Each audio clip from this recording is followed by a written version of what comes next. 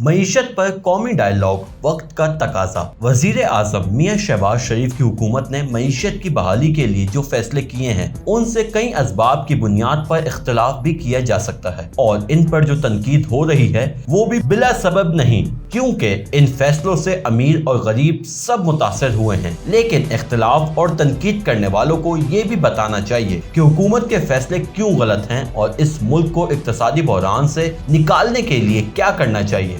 वजीर आजम मुसलसल इस मामले पर कौमी डायलॉग की दावत दे रहे हैं और मिसाक मईशत पर मुत्तफिक होने के लिए कह रहे हैं। अब तो पूरी दुनिया ये तस्लीम कर रही है कि पाकिस्तान माशी तौर पर इस नहज पर आ गया है जिसका बहुत पहले कुछ बाखबर लोग खदशा जाहिर कर रहे थे और जिसके बारे में बाज हल्के बार बार मुतनबा कर रहे थे कि बाज आलमी ताकतें पाकिस्तान को इस नहज पर ले जाएंगी। मैं गुज़िश्ता कॉलमों में भी लिख चुका हूँ कि ये मराहिल इस बहस में उलझने का नहीं है कि पाकिस्तान को इस मुकाम तक लाने वाली आलमी ताकतें कौन हैं, इसके मकासद क्या थे और पाकिस्तान के अंदर वो कौन सी कुव्वतें हैं जिन्होंने इस मुबैना आलमी एजेंडे पर अमल दरामद के लिए दानिस्ता या नादानिस्ता किरदार अदा किया। सबको पता है इस तबाही के जिम्मेदार कौन हैं।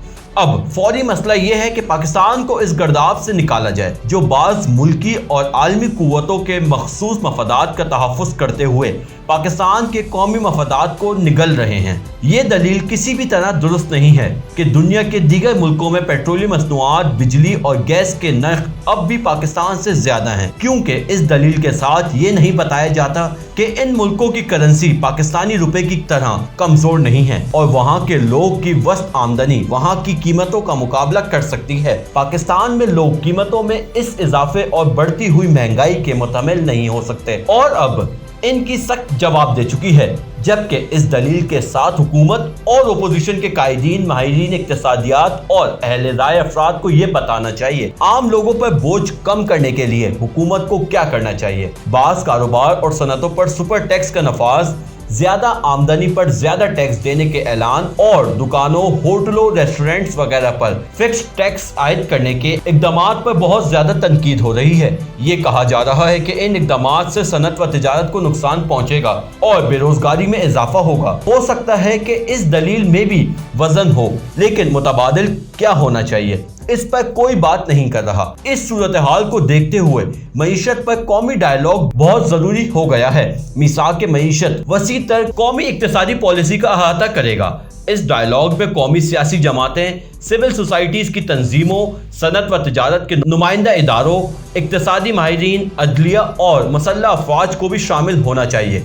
जब तक वसी तर कौमी इक्तिसादी पॉलिसी की इत्तेफाक के राय से तश्कील नहीं होगी तब तक आलमी मालियाती इदारों के जाल में फंसा हुआ पाकिस्तान बाहर नहीं निकल सकता और खुद मुख्तारी के साथ फैसले नहीं कर सकता। जैसा कि पहले अर्ज कर चुका हूँ कि पाकिस्तान के इस बहरान से कई कुव्वतों के मखसूस मफादात वाबस्ता हैं और वो हत्ता इम्कान ये कोशिश करेंगे कि पाकिस्तान को इस बहरान से ना निकलने दिया जाए। वसी तर कौमी इक्तिसादी पॉलिसी तश्कील देने के लिए हमें अपनी दाखिली, खारजी और दिफाई पॉलिसियों पर भी नजरसानी करना पड़ेगी। IMF, वर्ल्ड बैंक और दीगर आलमी मालियाती इदारों के जरिए हमें जाल में फंसाने के लिए गलत दाखिली, खारजी और दिफाई पॉलिसियों की तरफ धकेला गया। हमें आलमी कुव्वतों के एजेंडे पर चलाने के लिए फ्रंट लाइन स्टेट बनाया गया। हम इनके एजेंडे के मुताबिक काम करते गए और अपने आप को उलझाते गए। हमारे अखराजात बढ़ते गए, वो हमें महंगे कर्ज देते गए। इंतहा पसंद गैर रियासती अनासर को सियासी कुव्वतों के मुकाबले में